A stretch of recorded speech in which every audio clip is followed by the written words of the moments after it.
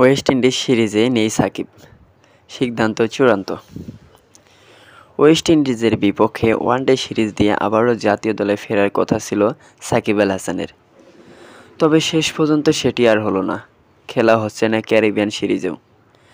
ঢাকা পোস্টকে বিষয়টি নিশ্চিত করেছেন বিবিসির নির্বাচক প্যানেলের এক সদস্য।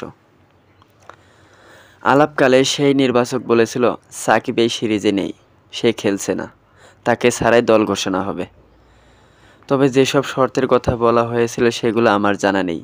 এদিকে ওয়ানডে দলে আমরা দিয়ে দিব, শান্তর জন্য অপেক্ষা করছি। প্রথম 2 ওয়ানডে না হলেও শেষ ম্যাচটি পেতে পারি। হৃদয়ের বিষয়ে কাল জানা যাবে বিস্তারিত।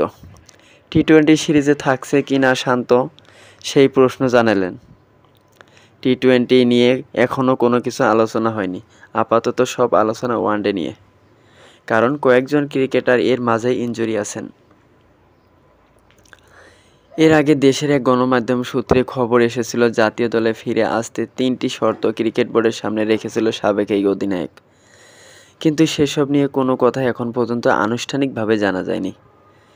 এই নির্বাচকের কাছেও মেলেনি সেই তথ্য।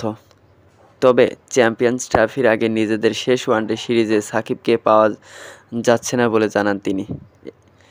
এটা নিশ্চিত।